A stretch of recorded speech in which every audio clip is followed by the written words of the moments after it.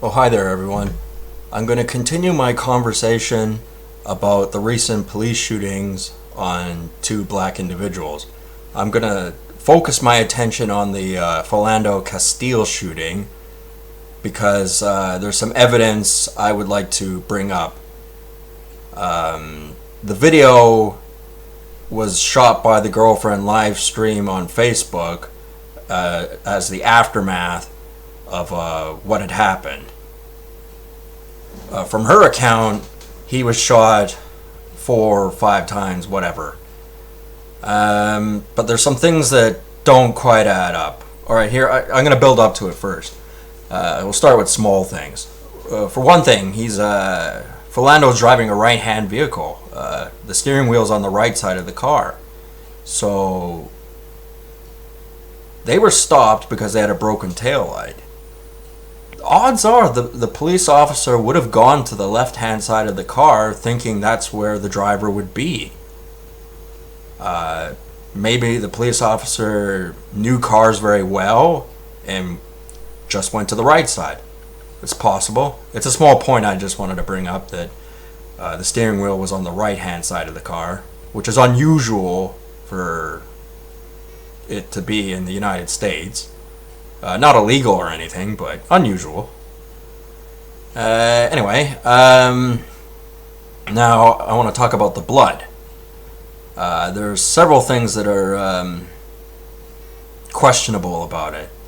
It is light in color, which I'm not an expert, so I don't know. I would just think it should be darker. But the fact that it's light sheds some insight on some other things. You can perfectly see that there are no holes in his shirt. I looked for a solid 10 minutes at that video and I didn't see a single hole in his shirt. How did the police officer fire his weapon, kill Philando, without putting a bullet through his shirt?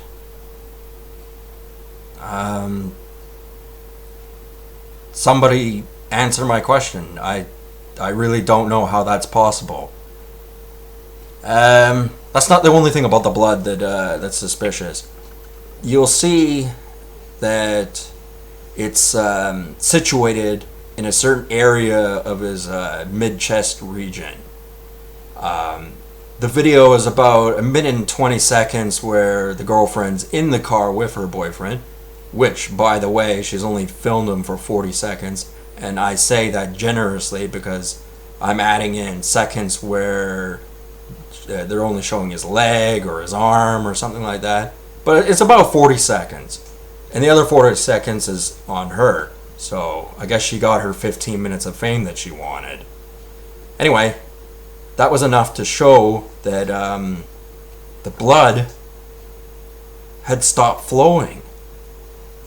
You could see that the blood wasn't expanding on his shirt. It wasn't going down his shirt onto his pants. If you've been shot, blood doesn't just stop pouring out of you. Especially with the amount he had on him. He did not look like he had bled very much. Like I said, probably 3 liters at the most on his shirt.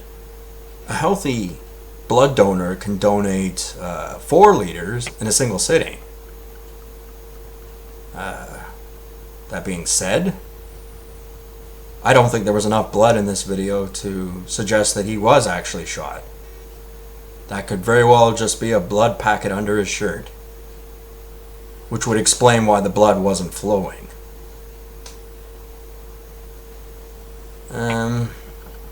There are other factors too. The girlfriend, she had no emotion.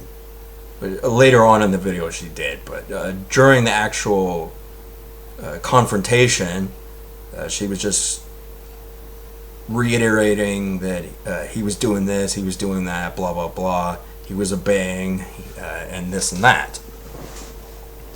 I noticed just before they took out of the car that she didn't have a single tear on her face or anything.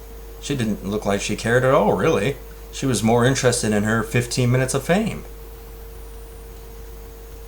Yeah, but getting back to the blood, there's always going to be a splatter if you're shot.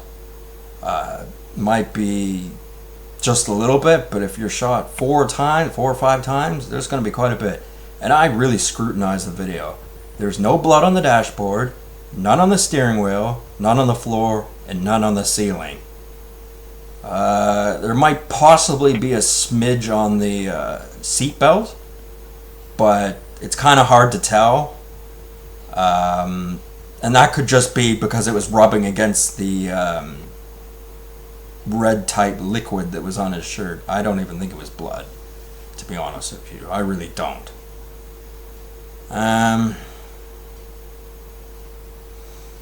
Yeah,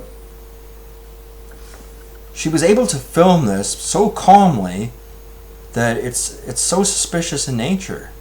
Like, you can't just whip out a smartphone, live stream it on Facebook, and start filming and start talking and doing all these things in 10 seconds.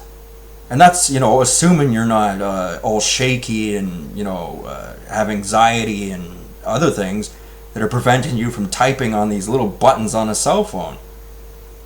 I have trouble typing on a cell phone when I'm having a heated debate with somebody, let alone supposedly being next to a dead person, trying to film someone who shot him and could very well shoot me because of it. So, that she looks like a crisis actor. She looks fake. This whole thing looks like a false flag.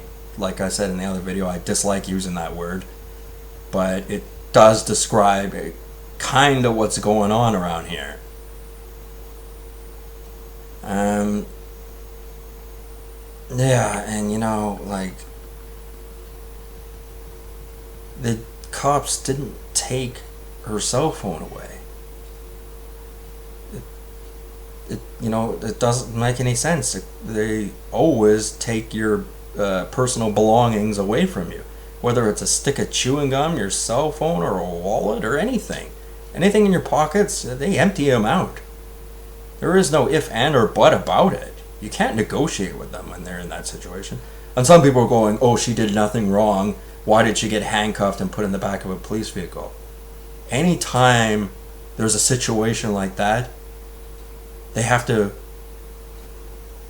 put the facts together, the evidence together, and compile certain data to figure out what to do. So it wouldn't matter if she was totally innocent. She would be in the back of that police vehicle.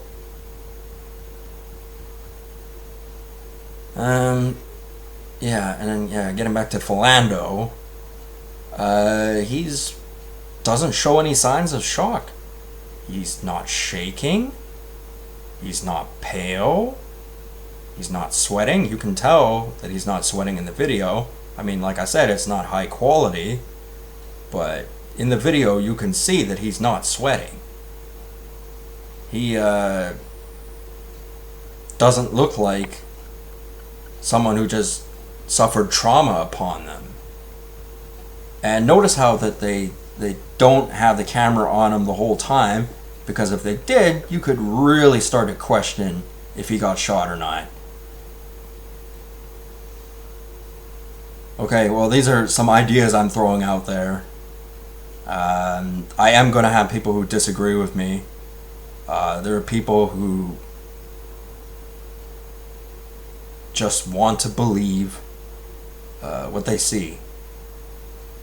But I still think this is the work of Freemasons and secret societies, and there was an agenda behind this. I don't know what it is. I don't have some goofy handshake. I'm not a member. I have questions, though.